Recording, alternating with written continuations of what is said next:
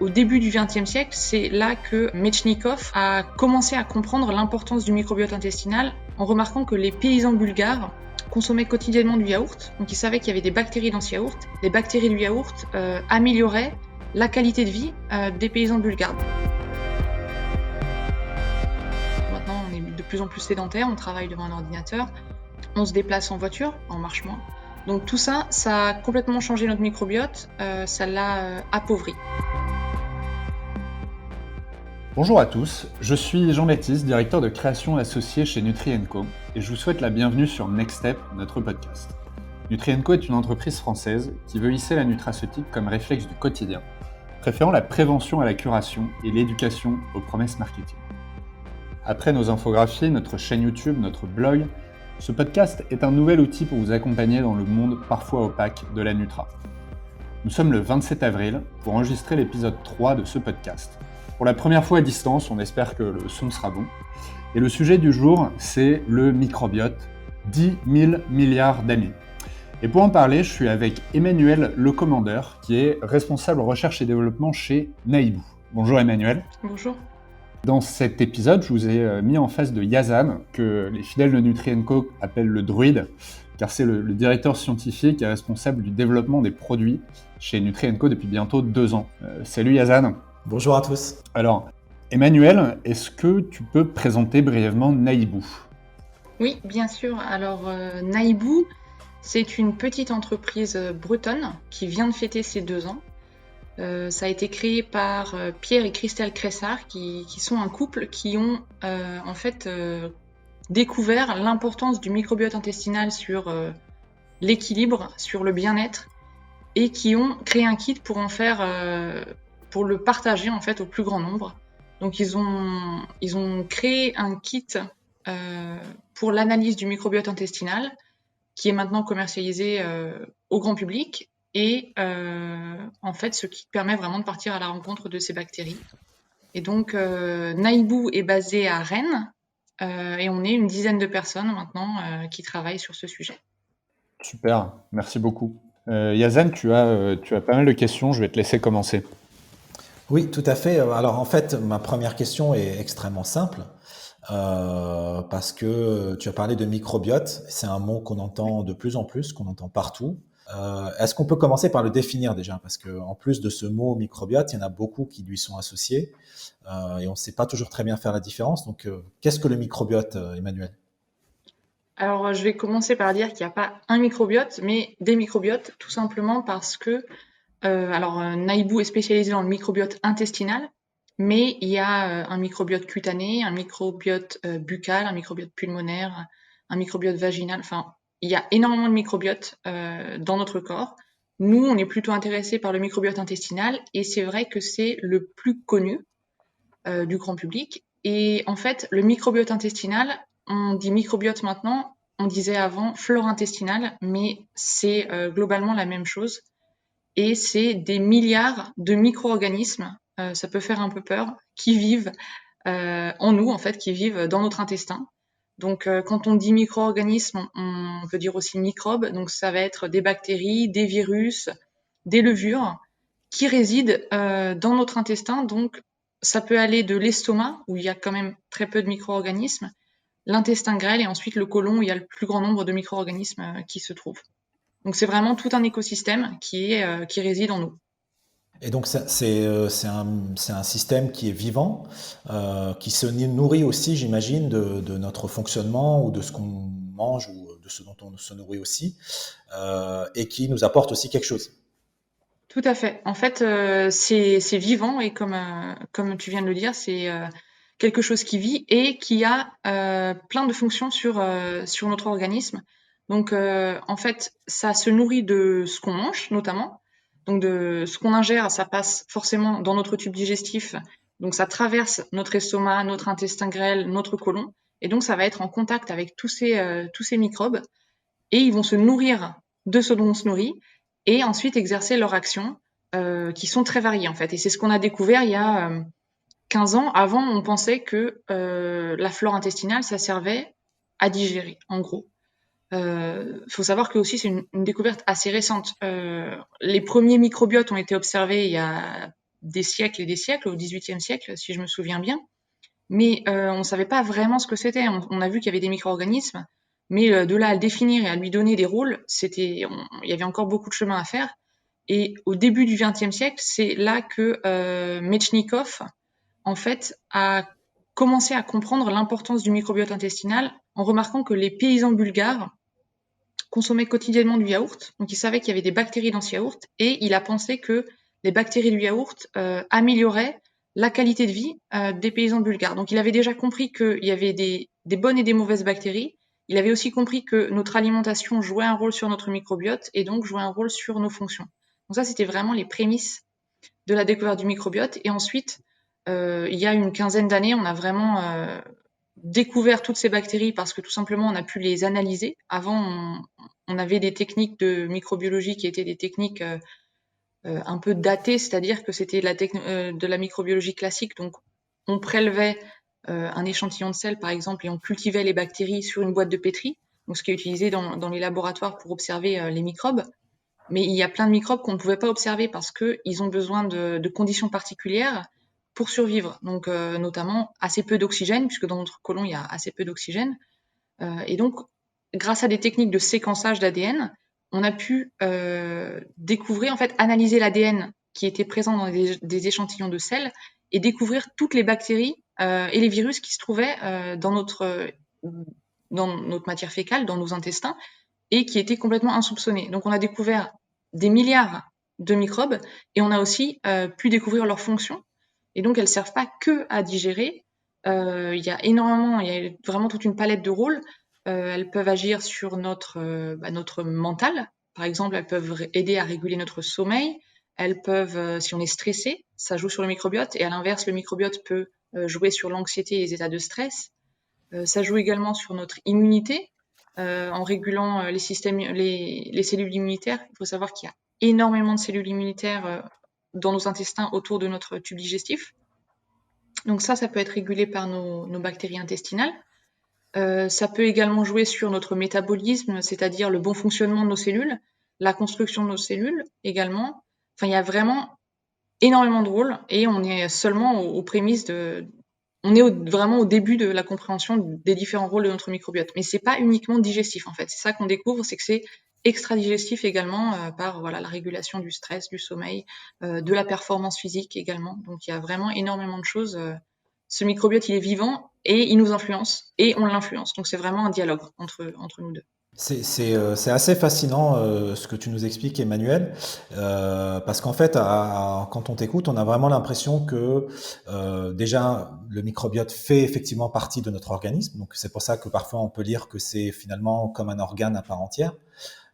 Mais aussi on peut supposer que chaque microbiote est différent. C'est-à-dire que chaque personne va avoir son propre microbiote dès la naissance. Et qu'en plus, ce microbiote va évoluer au cours de la vie. C'est-à-dire qu'en fait, pour chaque personne, à chaque instant de sa vie, on va avoir finalement des bactéries ou une flore intestinale différente, et donc un microbiote différent qui peut être modulé et qui peut donc aussi influencer la santé.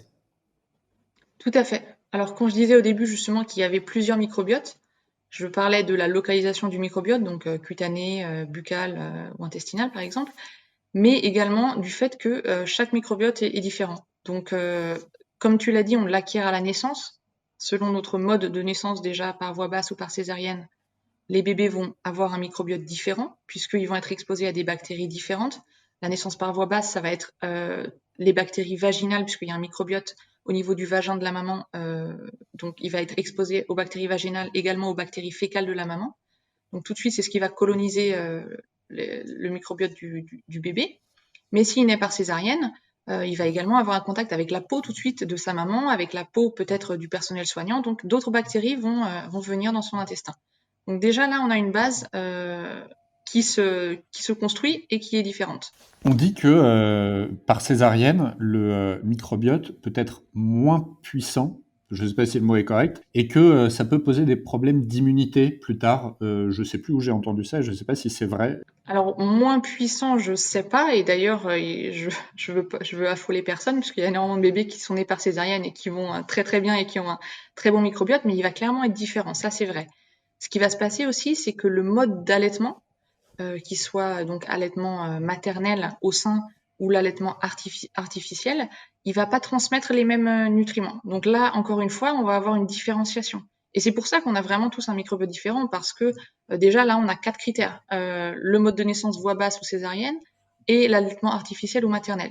L'allaitement maternel, il va donner beaucoup de cellules immunes de la maman au bébé, qui vont passer naturellement dans les glandes et dans le lait, du coup dans le tube digestif du bébé. Alors, au niveau immunitaire, c'est l'allaitement, c'est à favoriser, effectivement. Pas de catastrophe.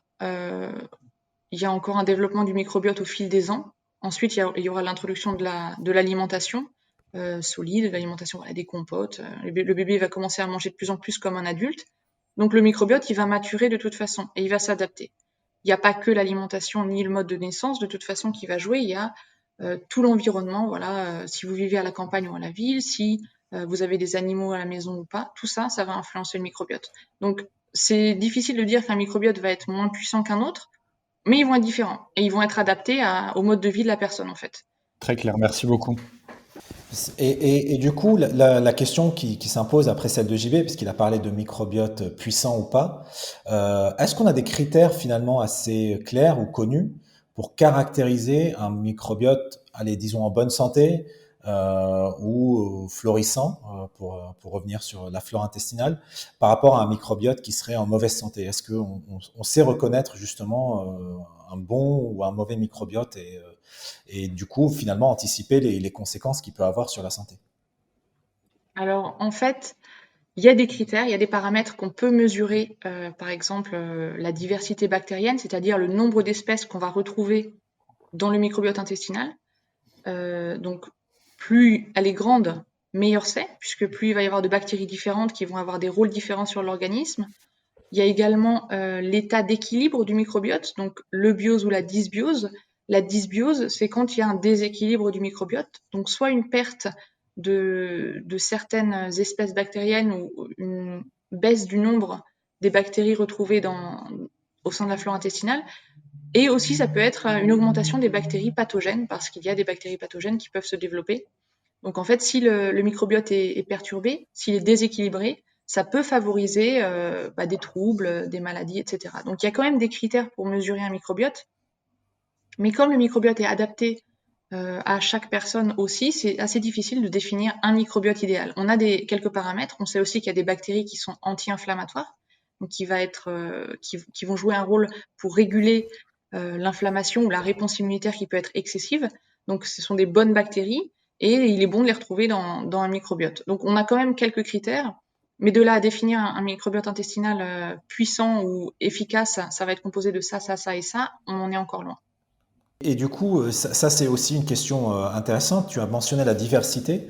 Donc effectivement, ce qui est important, c'est d'avoir peut-être un écosystème, si on peut employer le terme, qui soit en équilibre, c'est-à-dire avec une bonne quantité de bactéries, on va dire bénéfiques, si on peut simplifier comme ça, en face d'une certaine quantité peut-être de bactéries moins bénéfiques. Et j'ai aussi entendu dire que l'environnement aussi, dans le côlon, jouer un rôle, c'est-à-dire que l'état de la barrière intestinale va influencer la bonne santé du microbiote et vice-versa. L'état inflammatoire général aussi dans le côlon peut influencer l'état du microbiote et vice-versa. Donc on a vraiment en fait, oui, un écosystème qui doit être en bonne santé ou en équilibre. Je pense que tu as employé le terme eubiose, c'est ça. Et donc c'est vraiment cet écosystème qui est corrélé à l'état de santé, ou est-ce que c'est vraiment uniquement le microbiote? Je ne sais pas si c'est une question à laquelle on sait répondre aujourd'hui.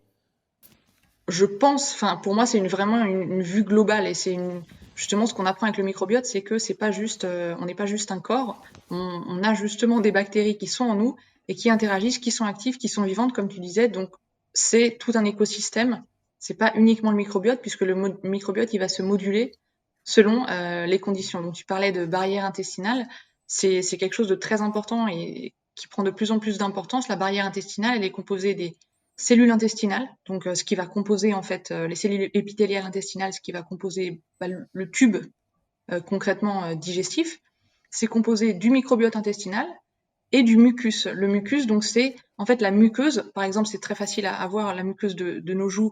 C'est la partie humide qui tapisse l'intérieur de notre bouche, et ben on a une muqueuse également le long de notre tube digestif. Donc ça va être un réseau de molécules qui sont sécrétées, un petit peu visqueux et liquide. Et dans ce réseau va se trouver certaines bactéries du microbiote. Et tout ça, ça va constituer la barrière qui va permettre en fait à ce qu'on mange, à des corps étrangers, à des bactéries pathogènes, de ne pas rentrer dans notre système. Parce que quand on regarde notre tube digestif, on est encore à l'extérieur de notre corps en fait. Nos aliments, ils sont pas dans notre corps, ils passent dans le tube digestif, dans la lumière intestinale, on dit. C'est vraiment l'idée d'avoir un tube et ça ne rentre pas dans notre organisme. Donc le microbiote, il va réguler aussi ce qui passe dans notre organisme à partir de l'alimentation et à partir de ce qui rentre dans notre tube digestif. Donc c'est vraiment tout un écosystème et c'est un peu quelque chose qu'on peut comparer à la savane. En fait, il y a des arbres, il y a des arbustes, il y a des différentes espèces animales qui vivent en équilibre, qui sont équilibrées en fait un peu toutes seules. La présence de certaines espèces va réguler les autres. Et donc c'est un écosystème en équilibre et c'est ce qu'on peut retrouver dans notre microbiote intestinal. C'est certaines bactéries vont réguler la présence d'autres et donc ça va constituer un équilibre. Parce qu'en fait, la présence de bonnes bactéries va prendre l'espace en fait pour prévenir la colonisation par des bactéries pathogènes. Donc plus on a de bonnes bactéries qui sont installées et actives dans notre microbiote, et ben moins il va y avoir de place pour les pathogènes pour qu'ils s'installent dans notre tube digestif et dans notre organisme. Donc c'est pour ça que c'est important d'avoir des bonnes bactéries en quantité suffisante dans notre microbiote. Ouais, donc c'est effectivement extrêmement intéressant. Du coup, tu as mentionné aussi l'importance du tube digestif. Donc c'est effectivement la surface de contact finalement la plus importante de l'être humain avec son environnement extérieur. C'est bien l'environnement extérieur dont on parle.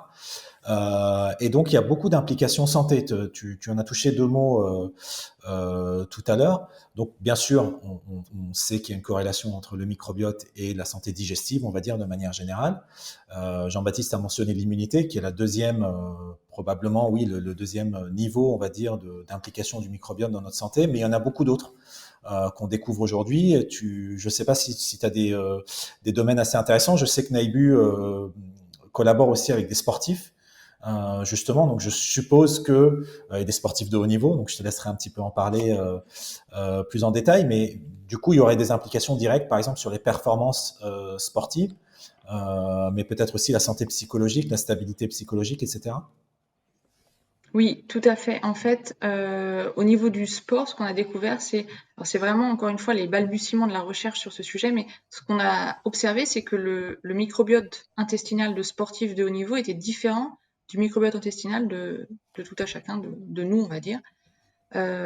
Et comme on sait que le microbiote s'adapte, pourquoi il serait différent? Quelle fonction il remplit qui est nécessaire chez ces sportifs? Ça, c'est tout l'enjeu de la recherche autour de ce domaine.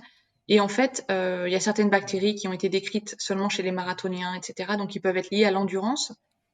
Et selon la demande physique, en fait, certaines bactéries peuvent aider à donner de l'énergie, à réguler la façon dont l'énergie est utilisée.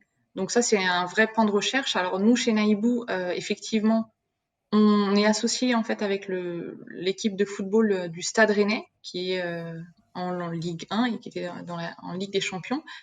Et en fait, avec cette équipe, on va cartographier le microbiote de certains joueurs et essayer de corréler ça à leur performance en fait. Voilà. Et pour essayer de comprendre comment c'est lié, le microbiote peut aussi affecter la performance physique. Là, on regarde chez des sportifs de très haut niveau quand même, hein, mais c'est là que justement on peut regarder dans les extrêmes vraiment comment ça influe.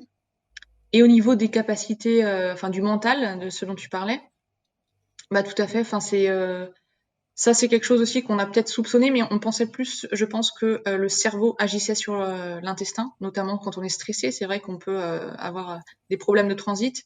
On découvre que l'inverse est vrai aussi, tout simplement parce qu'en fait, au niveau de l'intestin et du système, en fait, il y a un système nerveux entérique, ça veut dire un système nerveux, mais au sein des intestins, qui est en dialogue constant avec le système nerveux central, donc avec notre cerveau. Et c'est bidirectionnel, donc c'est le cerveau qui parle aux intestins, les intestins qui parlent au cerveau. Et tout ça, c'est régulé notamment par le microbiote intestinal parce que certains neurotransmetteurs, mais on parle de 80% des neurotransmetteurs quand même, donc c'est énorme, est synthétisé au niveau des intestins. Donc les neurotransmetteurs, ce sont des petites molécules qui vont agir sur les neurones, donc ils vont transmettre des signaux aux neurones, et donc elles peuvent être synthétisées au niveau des intestins, et ensuite aller directement agir sur les neurones et réguler le sommeil, la production d'hormones, l'anxiété, le stress, etc. Donc il y a vraiment tout un pan extra-digestif des actions du microbiote intestinal, et c'est ça qui est fascinant, c'est parce qu'on est en train de le découvrir et de se dire waouh, quoi, le microbiote, ça joue sur énormément de choses. Alors c'est intéressant à double titre et juste un petit commentaire avant de te poser encore une question par rapport à un terme très intéressant que tu as employé. Ce qui est vraiment fascinant, et je pense que dans tous les domaines de la science, on pourrait appliquer en fait cette approche, c'est qu'on se rend compte aujourd'hui qu'il y a des liens, qu'il y a des corrélations entre certaines populations, certains états de santé ou certaines pathologies et la forme ou la carte du microbiote, pour retenir ce terme-là. Et vu que c'est un domaine complètement nouveau, on sait qu'il y a des liens, mais on ne sait pas comment ça se passe. On ne sait pas qui influence qui commence. C'est toujours un peu l'histoire de la poule et de l'œuf, hein, qui a commencé, qui peut déclencher, on va dire, un cycle vertueux ou un cycle vicieux. Donc ça, c'est vraiment passionnant, et j'imagine que la recherche aujourd'hui se concentre en fait sur comment on peut influencer le microbiote pour influencer sa santé physique ou mentale, ou alors comment on peut influencer sa santé physique et mentale pour influencer son microbiote et donc d'autres volets de notre santé. C'est vraiment assez fascinant. Et je pense que aussi les connexions, on va dire, jusqu'au niveau cellulaire qu'il y a dans l'intestin avec ces bactéries, avec ce que produisent ces bactéries, qui semble être la clé, on va dire, à l'action du microbiote et à l'équilibre de l'écosystème, sont encore en cours d'investigation et de découverte. Donc c'est vraiment assez fascinant, et on a de la chance, toujours quand on est scientifique, je pense que vous la mesurez tous les jours chez Naibu, de participer un peu à l'éclaircissement ou à la découverte tous les jours en fait de ces liens-là. Donc je pense que c'est assez, encore une fois, fascinant d'entendre parler de ce domaine-là, et de voir que il y a encore beaucoup de choses qu'on ignore, y compris sur le fonctionnement de notre organisme, et qui peuvent nous donner des clés pour guérir des maladies qu'on n'imagine pas guérissables aujourd'hui. Donc il y a des papiers aussi intéressants pour ceux qui sont très intéressés sur les maladies qu'on pensait non transmissibles, qui sont des maladies individuelles, hein, comme le diabète, etc., et qui peuvent s'avérer être transmissibles si on transmet le microbiote. Et donc l'inverse est vrai, on peut guérir quelqu'un qui a une maladie qu'on pense incurable aujourd'hui en lui transmettant le microbiote d'une personne saine. Donc c'est vraiment des domaines, pour ceux qui sont intéressés, qui sont fascinants. Je suis toujours très fasciné par les discussions avec les spécialistes, parce que on apprend toujours plein de choses sur le microbiote. Et donc tu as employé, juste pour revenir sur ce que tu as dit, le terme de cartographier le microbiote. Donc là, ça devient pratique, ça devient assez intéressant, puisqu'on s'approche de ce que fait Naibu au quotidien. Est-ce que tu peux expliquer ce que ça veut dire cartographier et nous dire comment est-ce qu'on cartographie un microbiote? Oui, alors en fait, la cartographie, c'est vraiment l'idée de donner une carte, une représentation de ce qu'on trouve dans nos intestins. Donc chez Naibu, on cartographie le microbiote intestinal. Ça veut dire qu'en fait, on va, à partir d'un échantillon de sel que l'utilisateur va nous envoyer, on va analyser l'ADN des bactéries présentes dans cet échantillon de sel grâce à une technologie de pointe qui s'appelle la métagénomique shotgun. Donc nous, on a fait le choix de cette technique parce qu'on pense que c'est celle qui peut donner le plus à nos utilisateurs. Donc en fait, ça nous permet de révéler toutes les bactéries présentes dans cet échantillon, mais pas que. Donc ça, c'est la partie cartographie, on va dire. Donc on va avoir toute une liste de bactéries, des bactéries amies, des bactéries moins bonnes. Donc on va pouvoir regarder la présence ou l'absence de ces bactéries. On va aussi pouvoir regarder toute la liste des bactéries qui sont présentes, connaître aussi justement la diversité, connaître l'état d'équilibre du microbiote intestinal. Mais grâce à cette technique, on peut aussi comprendre le rôle potentiel que notre microbiote joue sur l'organisme. Et je pense que c'est ça qui est le plus intéressant, parce que ça fait quelques minutes déjà qu'on discute des rôles du microbiote. Et c'est ça qui est intéressant de comprendre quand on veut voir ce qu'on a dans le ventre, c'est d'analyser les bactéries, mais pas que. Il faut comprendre ce sur quoi ça peut jouer. Donc nous, on a décidé de donner une cartographie, mais également une vue.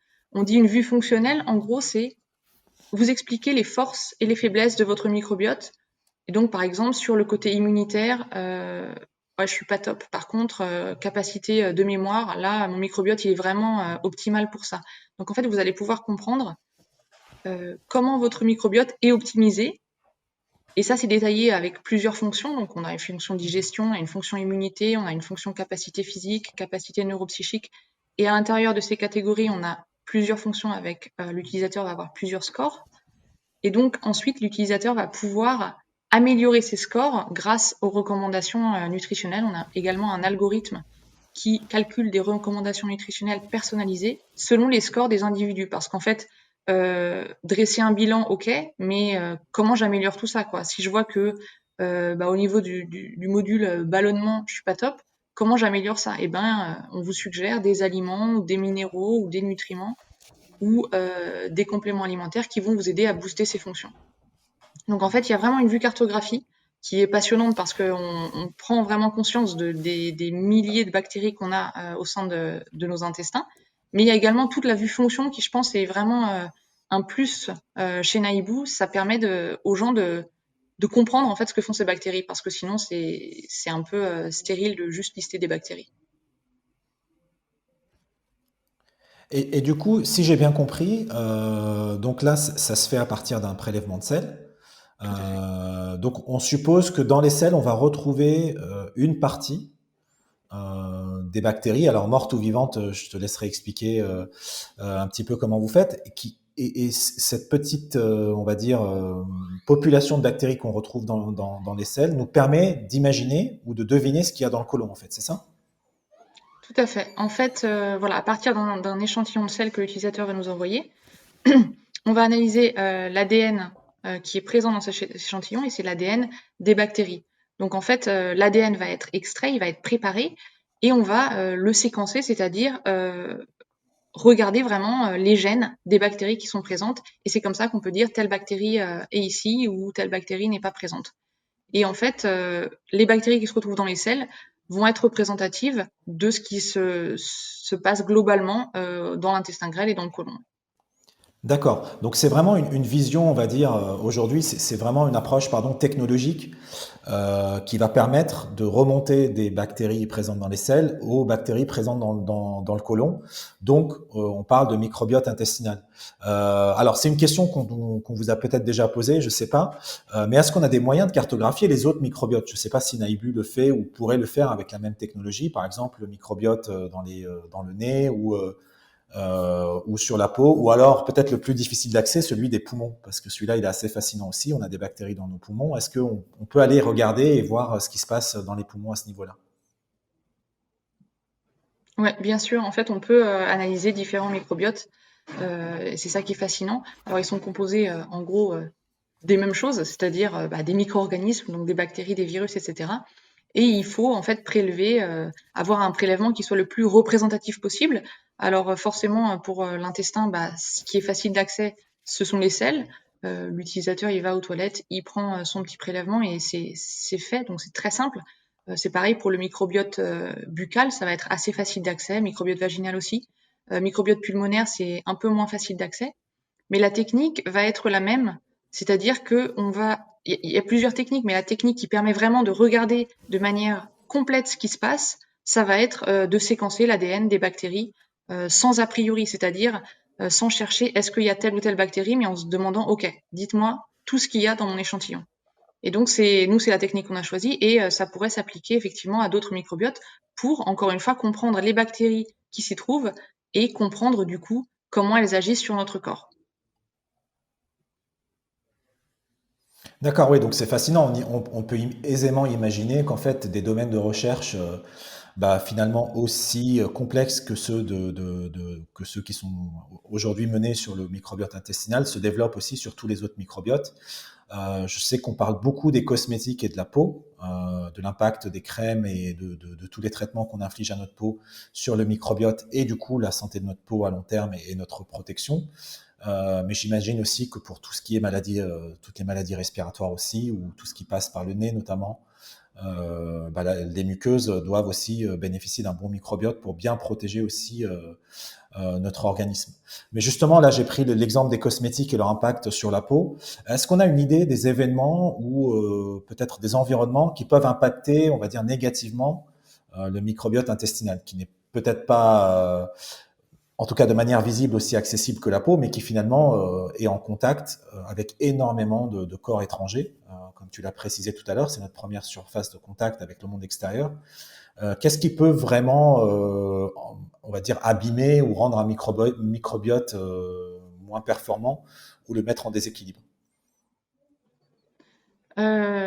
Déjà, pour juste rebondir sur ce que tu disais sur le microbiote cutané, ce qui est super intéressant, c'est effectivement que beaucoup de produits qu'on utilise ou qu'on utilisait, parce que maintenant ça commence à changer, mais agressaient notre microbiote parce que en fait c'était trop abrasif et ça détruisait notre microbiote, ce qui fait que notre peau était moins protégée. Et c'est vraiment le parallèle qu'on peut faire avec le microbiote intestinal et nos autres microbiotes, c'est que ces bactéries, elles sont là pour nous, elles travaillent aussi pour nous, donc faut les protéger. Donc je voulais juste mentionner ça, c'est que je pense que la vision a complètement changé, c'est-à-dire que c'est pas des bactéries dont il faut qu'on se débarrasse ou qu'il faut qu'on attaque, c'est des bactéries qu'il faut maintenant qu'on préserve parce qu'on comprend leur rôle. Et je trouve vraiment ce changement de vision, enfin je trouve ça fascinant. Mais pour répondre à ta question, oui, il y a des choses qui sont négatives pour le microbiote intestinal.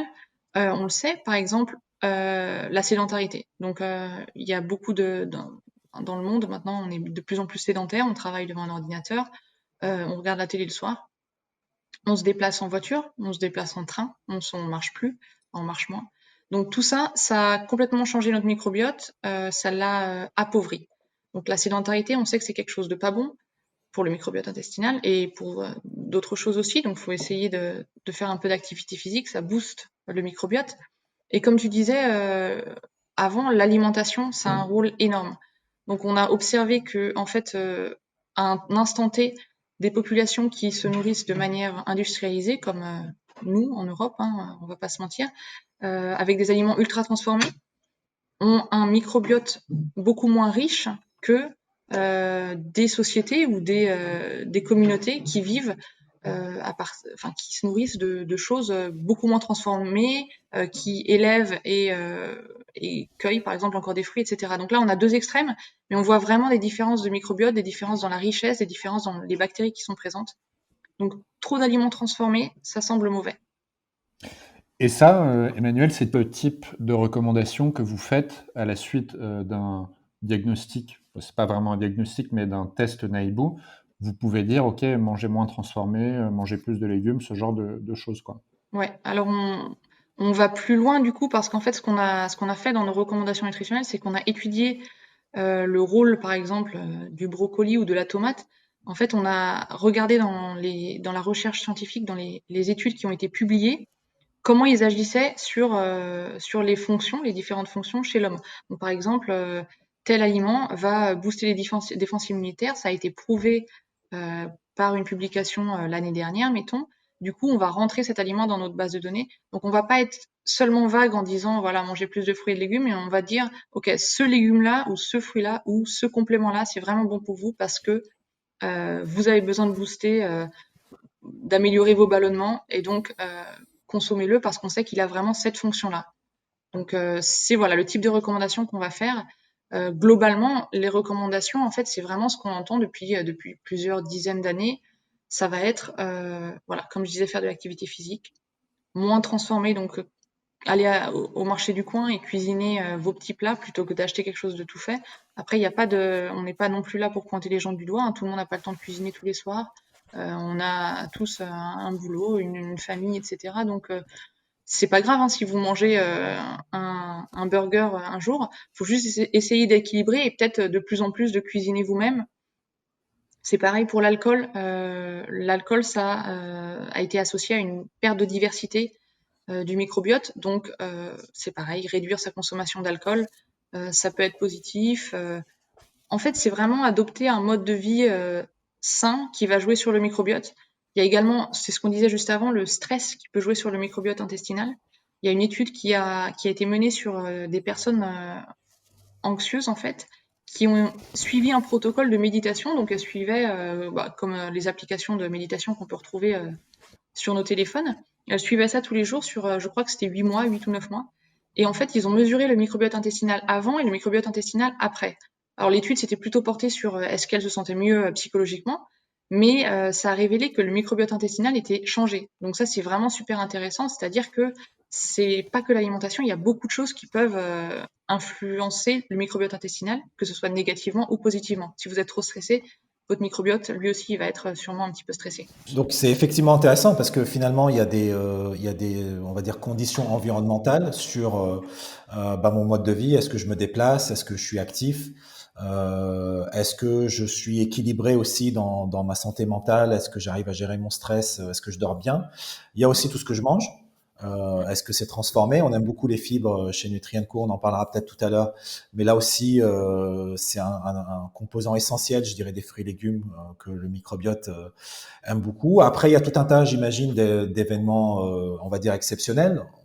On espère qu'on peut mettre l'alcool dans cette catégorie. Évidemment, on sait très bien que les bactéries n'aiment pas être arrosées d'alcool, en tout cas pas trop. Mais il y a aussi les prises d'antibiotiques qui peuvent aussi avoir des effets assez désastreux sur le microbiote à court, moyen et long terme. C'est pour ça qu'aujourd'hui aussi, elles sont un petit peu limitées, notamment pour des indications qui ne sont pas forcément nécessaires ou pas forcément très importantes. On sait aussi qu'on accompagne aujourd'hui souvent la prise d'antibiotiques par ces compléments alimentaires ou de la Nutra, comme nous on préfère dire, qui va doper le microbiote, qui va l'aider à surmonter, on va dire, cette attaque des antibiotiques, parce que c'est pas très difficile d'imaginer que les antibiotiques qu'on prend par voie orale et qui ont pour but de détruire des bactéries ne sont pas totalement sélectifs. Et donc, évidemment, quand ils arrivent dans nos intestins, ils vont tuer de manière plus ou moins discriminante des bonnes et les mauvaises bactéries avant d'être absorbés et dirigés vers le lieu d'infection. Donc, c'est des éléments exceptionnels. Et donc, quelles sont les solutions, on va dire, nutritionnelles, justement, pour avoir un microbiote sur le long terme en bonne santé, mais aussi peut-être essayer de résoudre certaines problématiques passagères comme une prise d'antibiotiques, comme une période de stress, comme une maladie passagère, comme une infection intestinale ou des choses comme ça qui peuvent atteindre encore une fois le microbiote de manière importante. La principale recommandation, et tu parlais de sommeil et c'est vraiment super intéressant, c'est de manger plus de fibres. Donc de manger plus de fruits et légumes, c'est vraiment la base pour prendre soin de son microbiote. Tu le mentionnais, les bactéries, elles se nourrissent de fibres. Donc plus on a de fibres, plus les bactéries elles vont être contentes et plus elles vont croître dans notre intestin, ce qui est une bonne chose. Et ce qui est intéressant, c'est que justement, ça régule aussi le sommeil. Les fibres permettent de produire notamment du butyrate. Le butyrate, c'est un composé qui apparemment entre dans la régulation du sommeil et avoir une bonne qualité de sommeil. Donc c'est vraiment super intéressant parce que la base du microbiote, la base d'un bon microbiote, ça va influencer sur énormément de choses. Donc vraiment avoir une alimentation variée et équilibrée, c'est-à-dire pas trop d'aliments transformés comme on disait, pas trop de sucre. Pour moi, c'est vraiment le point difficile parce que j'adore le sucre. Beaucoup de fibres, peu d'alcool, moins de graisse animale que ce qu'on mangeait peut-être il y a 20 ans, 30 ans. Ça, c'est bon pour le microbiote. Ensuite, tu parlais des antibiotiques. Effectivement, ça peut endommager la flore intestinale. Tu expliquais très clairement pourquoi. Et du coup, on peut avoir besoin ou envie de se supplémenter en probiotiques pour ingérer en fait des bonnes bactéries qui vont coloniser le temps qu'on prenne les probiotiques, notre intestin, pour qu'ils se remettent en forme le temps de la prise d'antibiotiques, effectivement. Il y a des événements chroniques qui altèrent le microbiote et tu le disais très bien, il y a des événements qui sont juste temporaires. Mais il faut savoir que par exemple, avoir un mauvais sommeil pendant quelques jours, ça affecte le microbiote. Quelques jours avec des nuits où on se réveille tout le temps ou des nuits très courtes parce qu'on voyage, parce que on travaille, parce qu'on fait la fête, ça va affecter notre microbiote. C'est vraiment fou parce que en quelques jours, ça va altérer la composition du microbiote. Donc c'est vraiment très complexe et difficile à gérer, mais en même temps, c'est ça qui le rend fascinant, c'est que il faut prendre chaque fonction pour décortiquer comment on peut améliorer tout ça, quoi. C'est vraiment intéressant parce que finalement, on on va dire, une règle un peu de bon sens. C'est-à-dire que si on fait un excès sur, par exemple, une période de vacances où on va consommer un peu d'alcool, on va manger un peu trop de barbecue, on va dormir un peu plus tard, et puis voilà, on va grignoter, on va manger des glaces parce qu'il fait beau. Peut-être que derrière, une période où justement on prend un peu plus soin de son microbiote, on revient à une alimentation moins transformée, plus de fruits et légumes, plus de faits maison, plus de crudité. Peut-être que ça peut rattraper un peu le coup, en quelque sorte, et rééquilibrer les choses. Donc voilà, c'est encore une fois du bon sens, mais c'est des choses qu'on peut mesurer aujourd'hui sur le microbiote, et effectivement, c'est un élément assez fascinant. Juste avant de passer sur la suite, une dernière petite question technique, on va dire. Tu as mentionné le butyrate qui est produit quand on mange des fibres. C'est des choses qu'on aime beaucoup, encore une fois, chez Nutrien&Co. Et que je pense que tout le monde devrait s'intéresser à ça. Et c'est là où c'est vraiment fascinant, où le terme de symbiose prend tout son sens. On peut éventuellement rappeler que quand on mange des fibres, en fait, on ne les digère pas nous. C'est-à-dire que c'est pas notre organisme qui va profiter de ces fibres-là. C'est comme quand on mange du papier, hein, j'aime bien donner cet exemple, il peut rentrer et sortir sans aucun changement, il n'est pas assimilé, il ne nous apporte aucune calorie. Par contre, le microbiote va en manger certaines. Et quand il les mange, il va émettre justement des métabolites. On peut encore une fois simplifier en imaginant des ondes positives. C'est des petites molécules qu'il va produire. C'est des bactéries, en mangeant des fibres, elles vont produire des petites molécules, et ces molécules sont bénéfiques pour nous. Et donc indirectement, on va avoir des bénéfices à manger des fibres parce que le microbiote est content. Et c'est vraiment la définition même de la symbiose, c'est-à-dire qu'on vit ensemble. Ce qui est bénéfique pour notre microbiote est bénéfique pour notre organisme. Ce qui est bénéfique pour notre organisme est bénéfique pour le microbiote. Et c'est là où ça devient effectivement une histoire vraiment fantastique, où on doit apprendre à aimer, je dirais, notre microbiote et à le choyer. Et je pense qu'Emmanuel l'a suffisamment rappelé, on ne prend jamais assez soin de son microbiote parce que les implications de santé peuvent être extrêmement importantes. Donc voilà, il faut vraiment faire attention à ce qu'on mange et écouter ces conseils nutritionnels, on va dire, de bon sens. Surtout éviter effectivement les excès sur de trop longues périodes, et au moins les balancer avec des périodes plus vertueuses, je dirais, en termes d'alimentation, d'exposition, de sommeil, de stress, etc. Donc là, la question qu'on a envie de se poser, c'est que voilà, tu nous as pas mal parlé de la carte de microbiote, c'est-à-dire comment je peux savoir ce qu'il y a dans mon microbiote, et si finalement il est plus ou moins en bonne santé ou en bon état. On a parlé aussi de solutions nutritionnelles, de conseils nutritionnels qu'on peut émettre suite à la cartographie du microbiote. Comment est-ce que ça marche en pratique? Est-ce que tu peux nous guider étape par étape, on va dire, pour quelqu'un qui viendrait vous voir en disant voilà, moi je pense avoir fait pas mal d'excès pendant les dernières vacances et je veux voir où j'en suis avec mon microbiote. Comment ça se passe concrètement? Alors en fait, la première étape, c'est de se rendre sur le site www.nahibu.com. Donc Nahibu, c'est Nahibu. Et en fait, là, vous aurez déjà toute l'explication de comment notre solution fonctionne, pourquoi. Vous pouvez aussi voir l'équipe, enfin découvrir beaucoup de choses autour de Nahibu, mais surtout, vous pouvez commander le kit. Donc, vous allez en ligne, vous commandez le kit, vous payez de manière sécurisée en ligne, et ensuite, nous, on vous envoie le kit généralement sous 48 heures, euh, hors vacances, jours fériés, etc. Ensuite, vous recevez le kit chez vous. Donc, vous n'avez pas à faire le test tout de suite, vous pouvez attendre même plusieurs mois. Nous, on vous encourage à le faire tout de suite parce que, en général, c'est top quand on reçoit le kit, on a envie de savoir ce qui se passe dans nos intestins.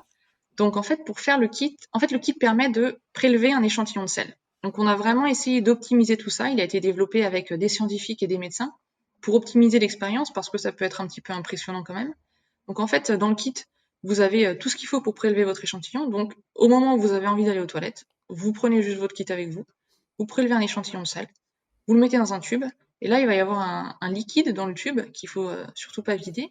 Et en fait, ce liquide, ça va permettre de conserver votre échantillon à température ambiante. Et ça, c'est super important parce que personne n'a envie de remettre un tube avec un échantillon de sel dans son frigo à côté de sa salade ou ses yaourts. Donc en fait, le liquide, ça permet de vous fermer le tube, vous le mettez dans une petite enveloppe et ensuite dans une enveloppe T, donc déjà timbrée, et vous le mettez devant votre porte. Vous n'avez pas besoin de regarder l'échantillon, vous l'oubliez jusqu'à ce que vous partiez faire vos courses et vous le postez sur le chemin. Donc il n'y a pas besoin de le mettre au frigo. Et ça, c'est vraiment important parce que ça peut repousser des gens, ça se comprend. Donc c'est vraiment très simple. Vous prenez votre échantillon, voilà, vous nous l'envoyez. Ensuite, nous, on le reçoit, on va faire un petit contrôle qualité, voir si l'échantillon, il y a assez de sel, si c'est bien dans le liquide, etc. Et ensuite, c'est le moment où on analyse l'échantillon, donc on va regarder ce qui se passe, on va regarder l'ADN de vos bactéries. Donc ça, c'est un processus qui prend un peu de temps, parce qu'il y a beaucoup d'étapes. Il faut extraire cet ADN déjà, pour étudier que l'ADN. Ensuite, il faut le découper en petits morceaux. Et ensuite, chaque morceau d'ADN, il faut le séquencer. Et ensuite, il y a toute une étape d'analyse des résultats, parce que ce qu'on obtient, c'est une liste de lettres. Il y a 4 lettres qui composent l'ADN. Et donc ça, on a un pipeline, on dit, donc tout un cheminement d'analyse biostatistique qui permet de donner du sens à cette liste de lettres.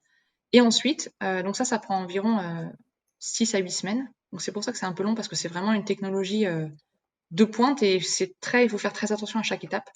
Et ensuite, les résultats sont sur la plateforme en ligne.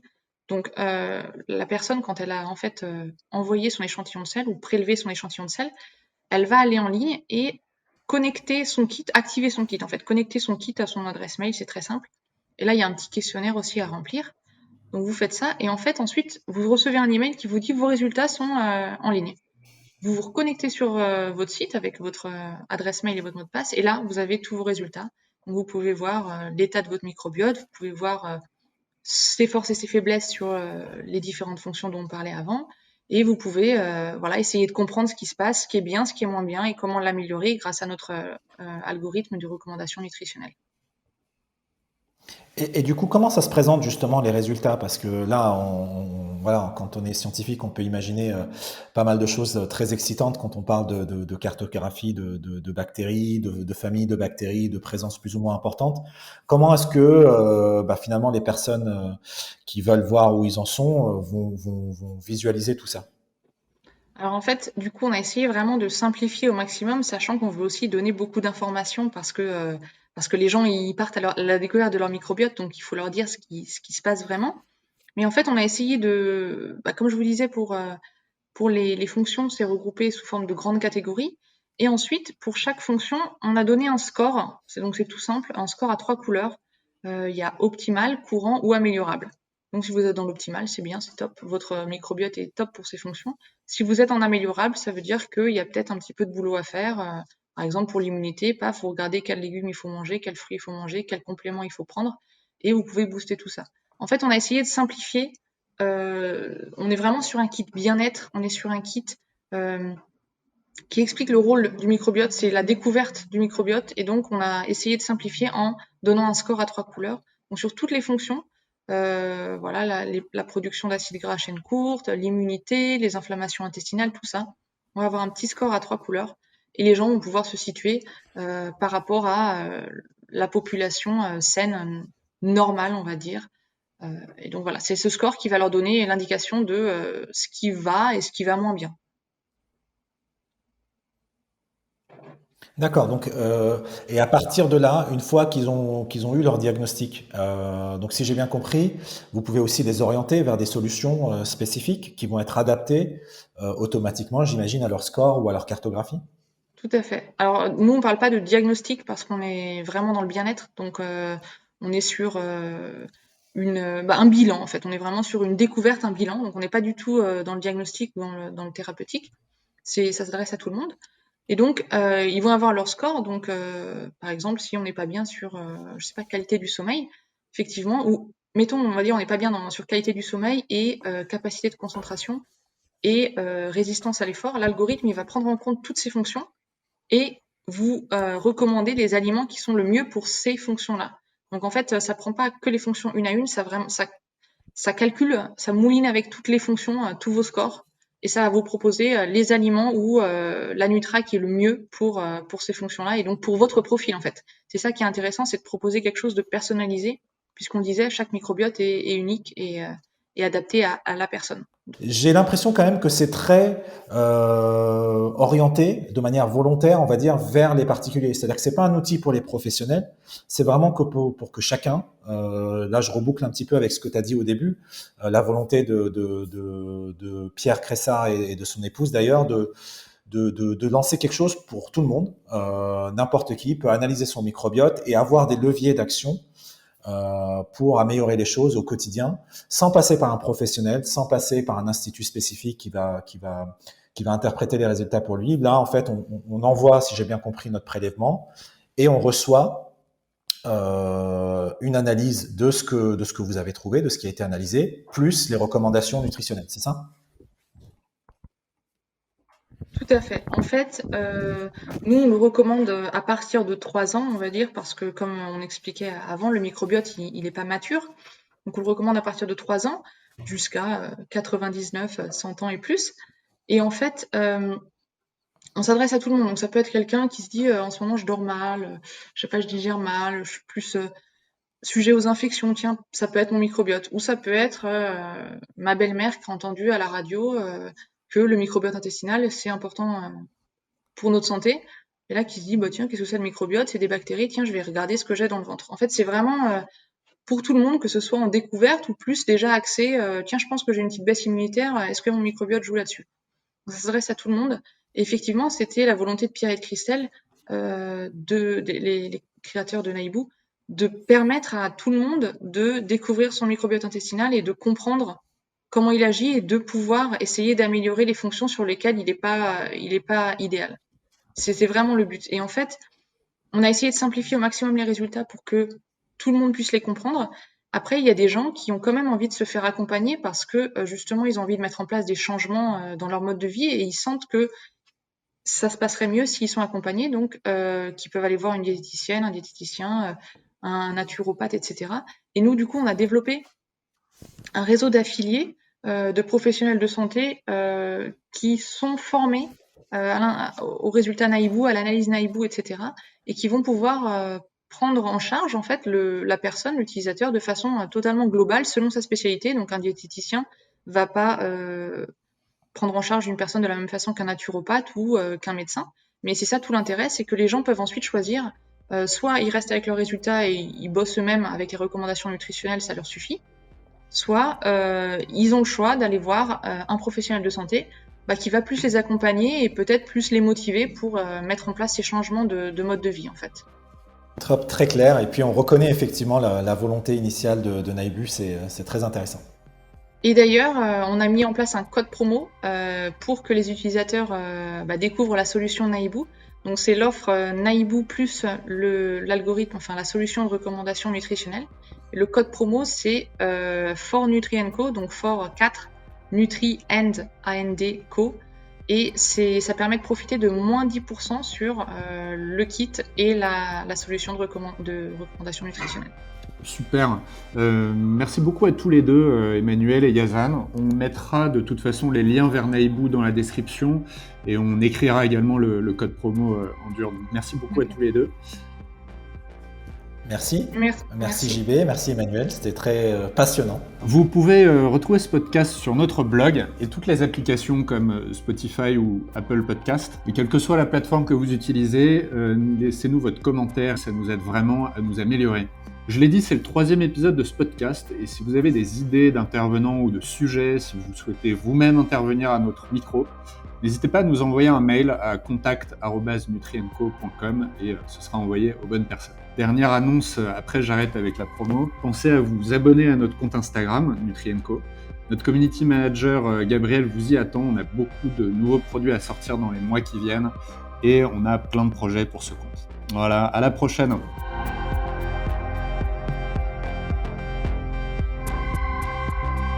Ça s'est bien passé ? Ouais, en plus j'avais peur, on vient d'adopter un chien à SPA et il tousse. Je me suis dit pourvu qu'il fasse pas de bruit.